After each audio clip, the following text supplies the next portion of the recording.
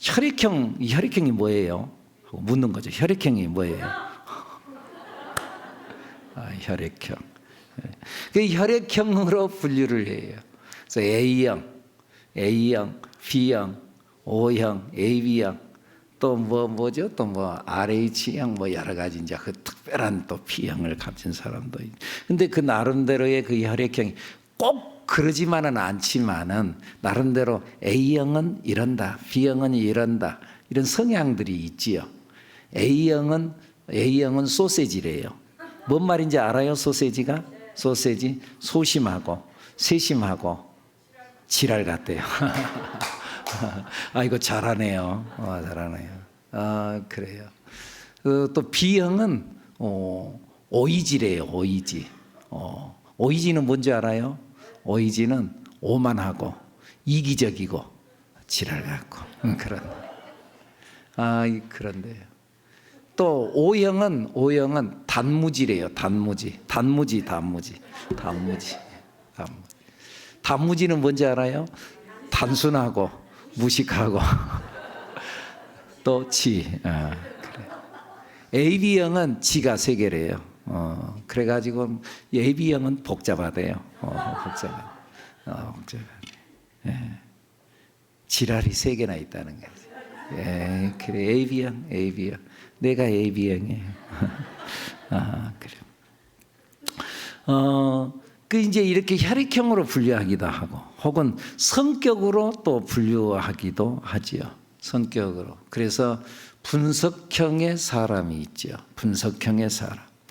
매사를 분석하고, 매사를 논리적으로 차근차근 정리를 잘하는 사람이라 볼 수 있죠. 분석형, 또 표출형의 사람이 있죠. 분위기를 띄우고 만들어내는 사람들, 표출을 해가지고 일으키는 사람이죠. 일으키는 사람. 어떤 것이 좋고 어떤 것은 나쁘다, 지금 그걸 말하는 게 아니에요.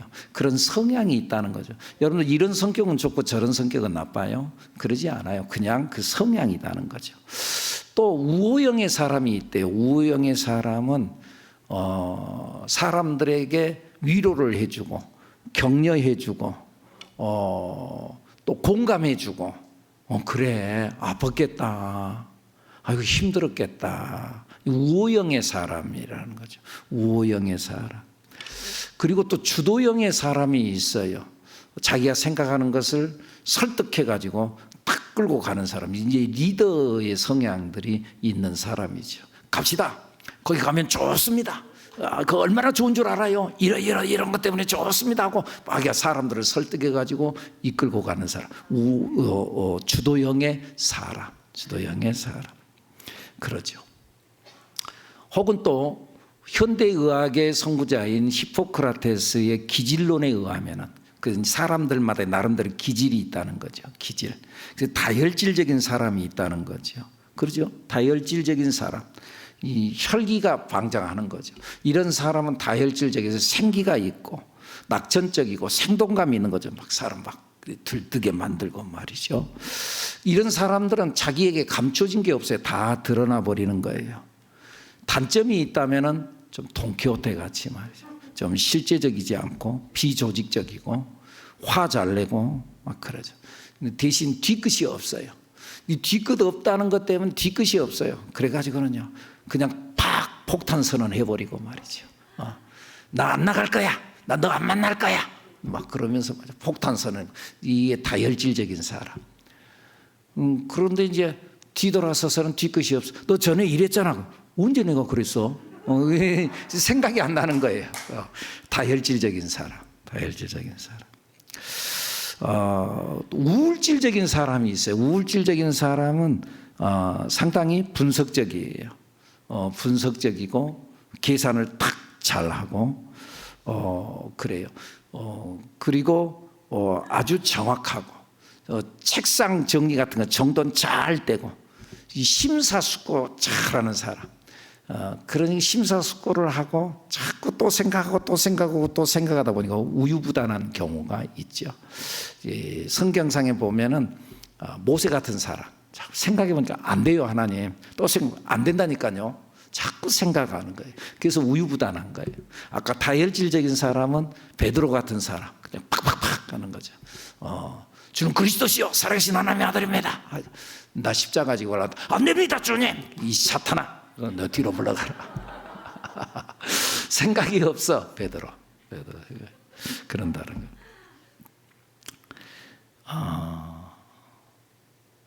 또 담즙질의 사람이 있어요. 담즙질의 사람은 아까 다혈질성 사람은 뒤끝이 없다 그러죠. 담즙질의 사람은 뒤끝이 있어요. 이런 사람은 한 번 딱 찍히면은요 큰일 나는 거예요. 찍히면 저 사람은 지각하는 사람, 저 사람은 약속 안 지키는 사람. 그럼 끝끝내 약속 안 지키는 사람. 그 사람 믿을 수가 없어. 담즙질의 사람. 대신 이 사람은 그러기 때문에요. 그 어떤 일들 자기가 목표를 세웠다 할지 생각을 했으면은요 기필코 그 일을 이루고야 마는 사람. 성경상에 보면은 바울 같은 사람. 죽어도 그 일을 이루고야 만다는 거죠. 죽어도. 또 야곱 같은 사람. 자기 외삼촌 집에 가가지고 속임수 당하고 막 그랬지만 그래도 끝끝내 자기 해먹을 거 다 해먹고 나오잖아요. 저기 다 끌고 나오잖아요. 양들 삼촌 안 내주려고 그래도 다 양들 몰아가지고 아내도 한 명만 데리고 나오면 되는데 4명 다 데리고 나오잖아요. 자기 것 다.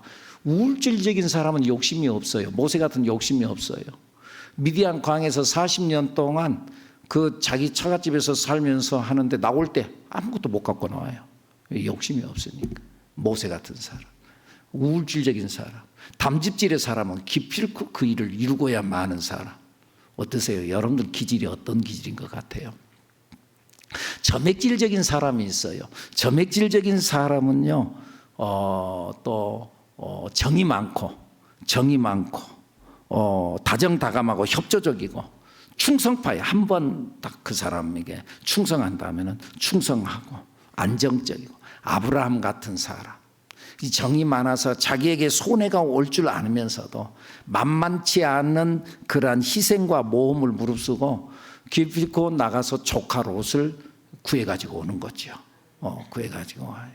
아브라함 같은 사람. 사람들 나름대로의 성향들이 있고 그렇게 사람들을 분류를 해요. 그런데 꼭 그런다? O형이 꼭 단무지다? A형이 꼭 소시지다? 그러지 않아요.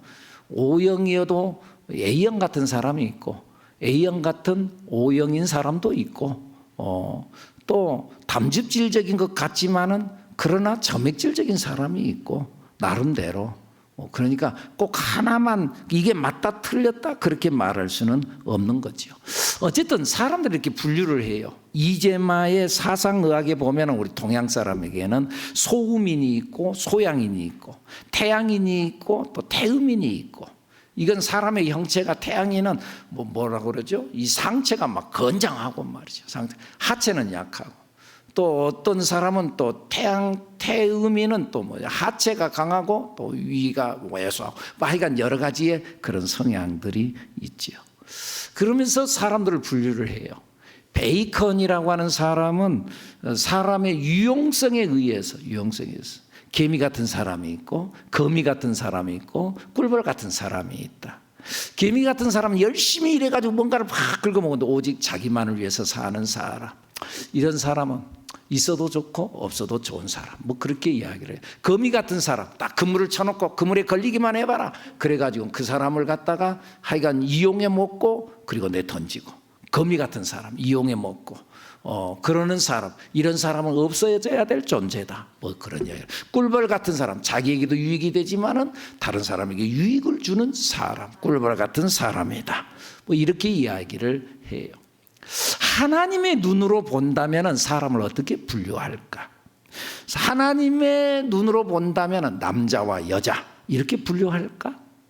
하나님의 눈으로 본다면 선한 사람, 악한 사람 이렇게 분류할까? 하나님의 눈으로는 어떻게 분류할까? 하나님의 눈으로는 예수를 믿는 사람, 예수를 믿지 않는 사람. 그러죠? 하나님의 눈으로는 여자나 남자나 돈이 있거나 많거나 똑같은 말인가? 있거나 없거나 또 뭐예요? 건강하나 건강하지 않으나 뭐 아무런 상관이 없어. 다만 하나님이 구분짓는 건 뭐예요? 예수를 믿느냐 안 믿느냐, 이거죠. 내 자녀냐 아니면은 마귀의 자녀냐, 둘 중 하나. 하나님은 이걸 보는 거지요. 내 자녀냐 내 자식이면 다 용납이 되는 거예요. 사랑하는 거예요. 죄도 짓고 뭐가 지고 내 자식은 이해가 되는 거예요. 믿느냐 안 믿느냐, 신자냐 불신자냐, 얼마나 착하냐 덜 착하냐, 그게 문제가 아니에요. 믿느냐 안 믿느냐. 그런데 여기에서 신자와 불신자의 차이점이라면 여러 가지가 있겠지만 그중에 특별히 중요한 것 차이가 있다면 어려움을 당할 때에 신자는 하나님을 부른다는 거예요. 부모가 있는 사람은 부모를 불러. 엄마! 엄마가 없어. 어떻게 해야 돼? 부모가 없다니까, 부모가. 우리는 하나님을 부르는 하나님. 어려움이 올 때, 여러분, 우리가 인생을 살다 보면 분명히 어려움을 당하기 마련인데, 여러분들도 어느 정도 인생을 살아보셨잖아요. 살아올 때 잘 되기만 했나요? 순풍에 돛을 단다 잘 가기만 했나요? 어려움이 있죠. 인생 넘어질 때가 있죠. 그때에 하나님 부를 대상이 있냐는 거죠. 부를 대상이 있냐는 거죠. 부를 대상이 있다는 것, 이거 얼마나 큰 힘이 되는지 몰라요. 하소연할 대상이 있다는 것, 이거 큰 백그라운드다 그 말이지요. 여자들이 결혼을 하잖아요. 시집을 가잖아요. 그러면은 친정이 참 위로가 되잖아요. 그죠? 친정이 위로가 돼. 친정이 위로. 그래서 친정 갈 때는 맨발로 가시밭길도 날아갈 듯 가버린대. 그래요? 안 가요. 친정길은 신 벗어들고 새 날듯 날아간다는 말이 있어요. 하나님은 우리의 친정 부모요. 하나님은 우리의 친정 엄마요. 친정에는 흉이 없어.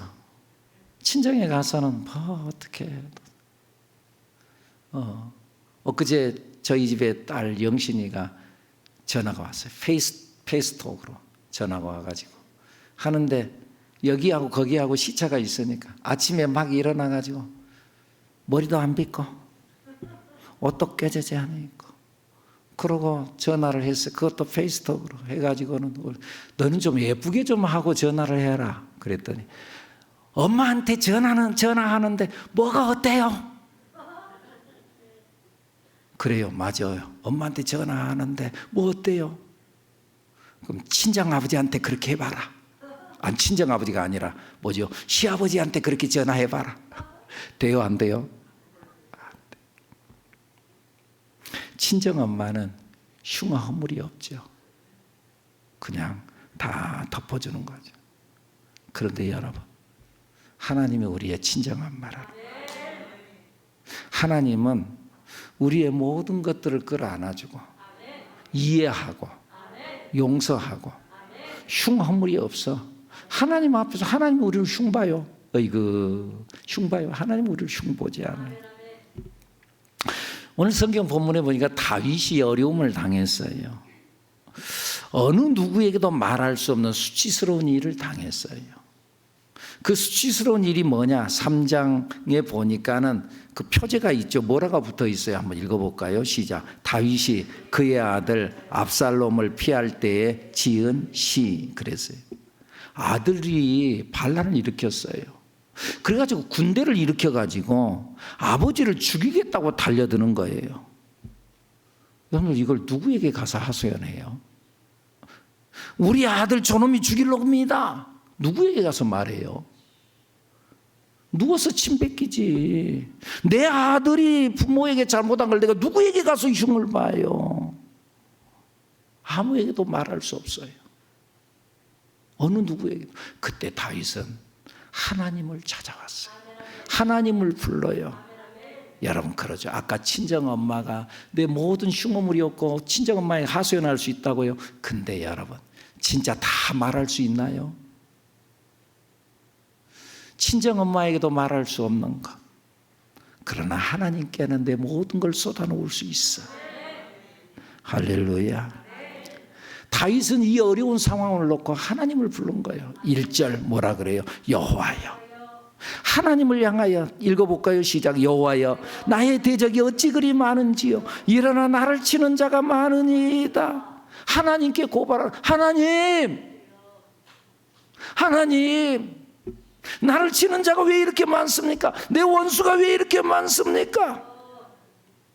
그런데 그 원수가 누구야? 아들이요. 아들이 자기를 죽이려고 군대를 이렇게 갖고 쳐들어오는 거예요. 누구에게 말해? 하나님밖에 말할 데가 없는 거예요. 사랑하는 여러분, 어느 누구에게도 말할 수 없는 나름대로의 사연이 있나요? 아무에게도 말할 수 없어. 친정엄마에 말할 수 없어. 남편에게도 말할 수 없어. 그때 여러분은 누구를 부르나요? 하나님을 불러야 되지 않겠어요?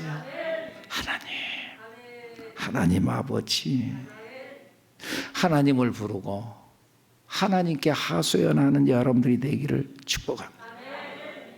그리고 하나님께서 우리에게 그렇게 말씀하는 거예요. 너는 내게 부르짖어라. 너는 내게 부르짖어라. 나를 불러라. 나를 불러. 그러면 내가 내게 응답하겠고 내가 알지 못하는 크고 비밀한 일을 내게 보여주겠다. 너희가 내게 와서 내게 부르짖며 내게 와서 기도하면 내가 너희들의 기도를 들어주겠다. 나를 불러라. 나를 불러. 아멘. 하나님께 우리는 하소연해야 되는 거예요. 성경에 보면은 히스기야 왕이 있었는데, 히스기야 왕이 이스라엘 나라를 다스리는데 적 아수르 나라가 쳐들어와 사네헤립 왕이 쳐들어와 가지고 18만 5천 명의 대군대를 일으켰어. 여러분, 그때 당시에 세계 인구가 약 1억 명이었대요. 1억 명이었다면 인류학자의 말에 의하면 그 가운데 18만 5천 명이면 엄청난 군대였다는 거죠. 엄청난 군대. 그래가지고는 그 성을 다 포위하고 있어요. 그리고 선전포고를 해서 편지를 썼고 너희들 우리 앞에 나와서 무릎 꿇지 않으면 내가 너희를 치겠다. 히스기야 왕이 어떻게 할 수가 없어서 편지를 들고 하나님 앞에 나가는 거예요. 하나님, 우리 하나님을 믿는 자들이 이렇게 멸시를 당하고 있습니다. 어떻게 해요? 하나님 앞에 편지를 놔두고 하나님 앞에 기도했어요. 하나님 하고 밤새내 기도했는데 밤새 하나님께서 어떻게 역사하셨는지, 성경에는 어떻게 역사했다고 기록이 없어요. 근데 어떻게 역사했는지 아침에 일어나 보니까는 그 아수르 군대가 다 송장이 돼갖고 쓰러져 있는 거예요. 여러분, 하나님이 하시면은 능히 하지 못할 일이 없는 줄로 믿습니다. 하나님을 부르면은 하나님. 그리고 얼마 안 있어가지고 하나님께서 이사야 선지자를 보내가지고 당신의 수완이 다 찼다. 그래서 하나님께서 당신의 영혼을 불러갑니다. 무슨 말이에요? 너 죽는다. 성경에 그렇게 말씀을 해요.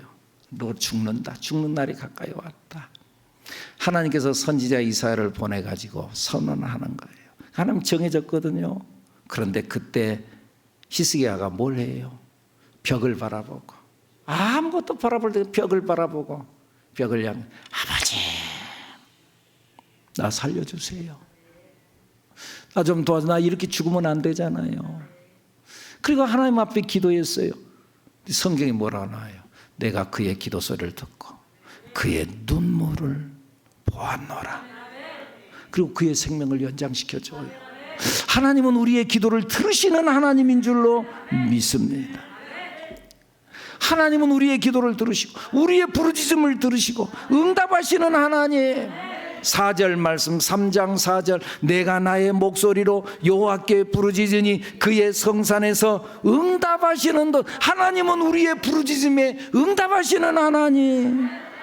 그런데 어떻게 응답하시는가? 3절 말씀 시작. 여호와여, 주는 나의 방패시요 나의 영광이시요 나의 머리를 트시는 자이시니이다. 내 머리를 들게 하시는 하나님, 내 머리를 들게 하시는 하나님. 여러분, 우리가 인생을 살아갈 때 어려운 일을 당하거나 수치스러운 일을 당하면 고개를 틀 수가 없어. 머리를 틀 수가 없어. 어떠신가요? 여러분은 고개를 탁 쳐들고 다닐 만한가요? 난 됐어, 그런가요? 아니면 고개를 들 수 없는 상황에 이르지는 않았나요? 그런데 여러분, 우리가 내 머리를 틀 수 없는 그런 상황에 있을 때 우리 머리를 다시 들게 하시는 하나님, 우리의 고개를 다시 들게 해주시는 하나님, 여러분 이 하나님을 믿으시기를 바랍니다. 성경의 사무엘상서 1장에 보면 한나의 이야기가 나오죠. 한나가 결혼을 했어요. 아이를 못 낳았어요. 그 시대에 아이를 못 낳았어요. 버림받았어요. 그리고 자기 남편이 다른 여자를 데리고 왔어요. 그런데 그 여자는 아이를 그냥 풍풍 잘 낳는 거예요. 그리고 자기를 멸시하는 거예요. 아이고, 자기를 멸시하는 거예요. 이 한나가 누구를 찾아가요? 친정엄마한테 가서 말할 수 없어요. 남편에게 당신 그럴 수 있느냐고 따지지도 못해. 그래서 성전에 왔어요. 그리고요, 하나님을 불러요. 하나님 부르는데 보통으로 부른 게 아니라 미친 듯이 불러요. 그러니까 성전을 봉사하고 있던 그 엘리 제사장이 오해를 해요. 그 술 취해 가지고 와가지고 말해요. 그런데 그냥 내가 술 취한 것이 아닙니다. 내 가슴에 한이 있어서 그럽니다. 그 이야기를 듣고 그래, 하나님의 은혜가 너에게 있을지어다. 그리고 그의 축복대로 하나님께서 그를 책임져 주어서 그를 생각하셔서 그의 태문을 열어서 사무엘의 복을 준 줄로 믿습니다. 여러분, 우리가 도대체 머리를 들 수 없을 때 하나님께서 우리의 머리를 들게 하시나 하나님. 그래서 한나가 사무엘상서 1장에 그 기도를 하고 난 이후에 하나님의 은혜를 경험하고 2장에서 하나님을 찬양하는 찬양시가 기록되어져 있어요. 하나님을 찬양합니다. 하나님께서 내 뿔을 높여주었습니다. 내 꺾인 뿔을 다시 솟아나게 했고 내 뿔을 높여주었습니다. 내 입에 할 말을 주셨습니다. 그전에는 입이 있어도 할 말이 없었어. 어떠신가요? 여러분들 할 말이 많은가요? 입이 있어도 나 할 말이 없어. 그런데 하나님께서 한나 할 말이 없었어. 그런데 하나님께서 내 입에 할 말을 주셨다.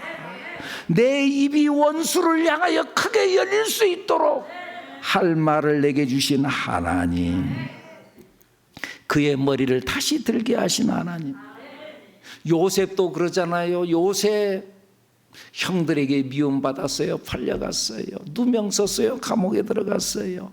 할 말이 없어요.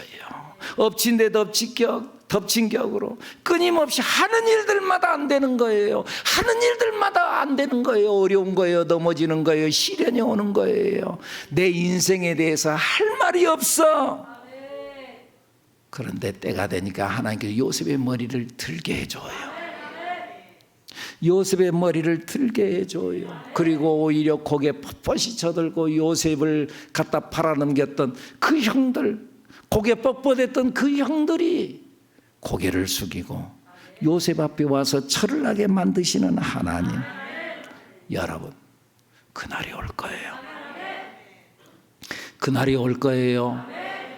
지금 어려운가요? 고개를 숙였나요? 할 말이 없나요? 할 말이 있게 만드는 그날이 올 거예요. 그날을 기대하는 여러분들이 되기를 축복합니다. 다윗은 이 믿음을 가졌어요. 이 믿음을 가졌기 때문에 5절 말씀에 그의 마음에 평강이 있었어요. 읽어볼까요? 시작. 내가 누워 자고 깨었으니 여호와께서 나를 붙드심이로다.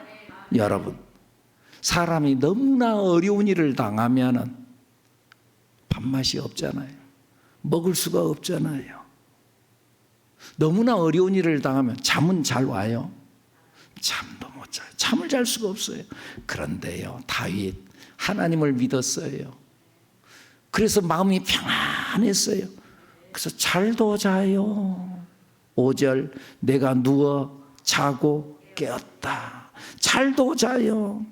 그만큼 다윗은 하나님을 신뢰했어요.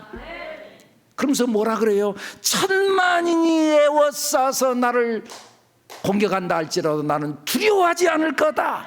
6절 말씀 시작. 천만인이 나를 에워싸 진친다 하여도 나는 두려워하지 아니하리이다. 왜요? 전능하신 하나님을 믿으니까. 할렐루야.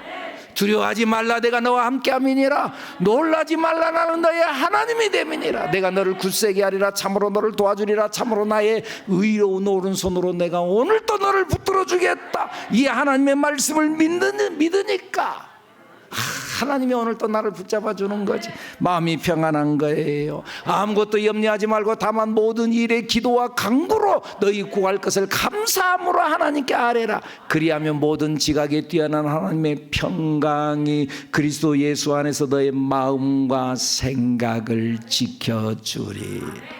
마음과 평강을 그에게 주셔가지고, 그래가지고 하나님께서 지키는 거예요. 그러니까 마음이 평안한 거예요. 할렐루야. 다윗은 이 믿음이 있었어요.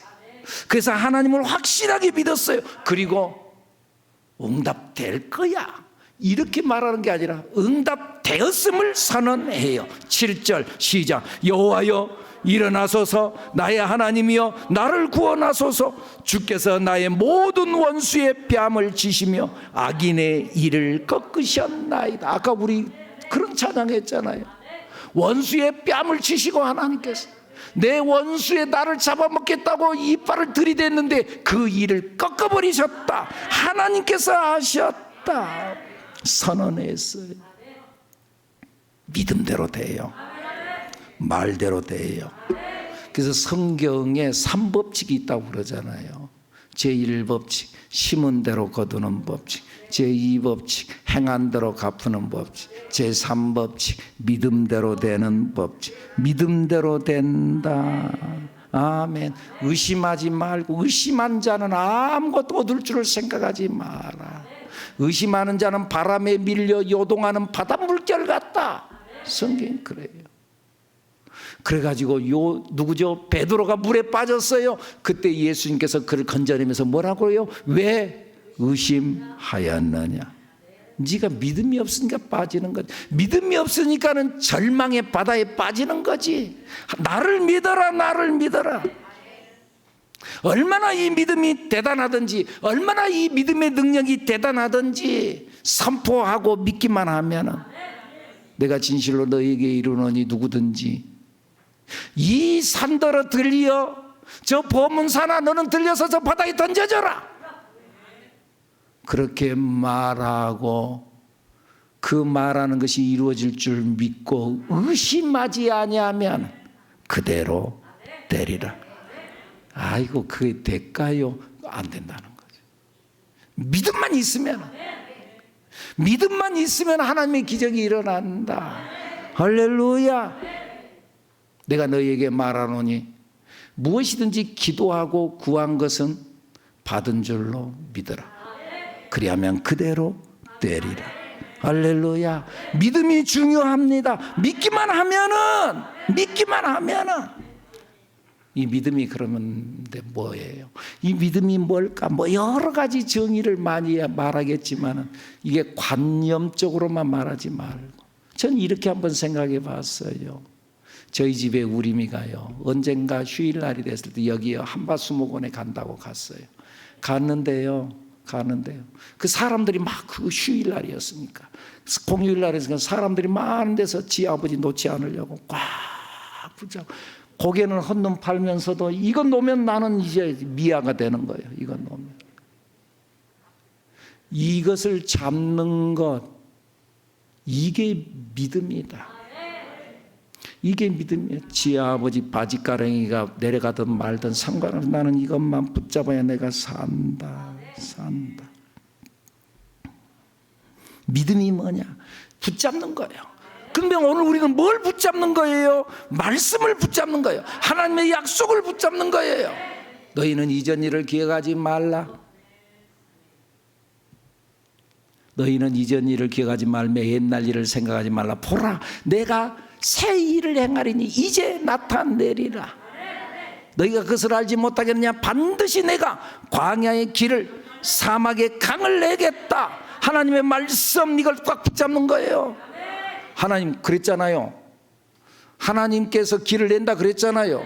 하나님께서 내가 지금 사막 광야길을 가고 있지만은 하나님께서 강을 낸다고 그랬잖아요. 여기 써 있잖아요. 이 말씀을 거기 써 있어도 안 된다니까. 그러면은 하나님의 말씀을 붙잡는 거예요. 끝까지 붙잡는 거예요. 믿습니까?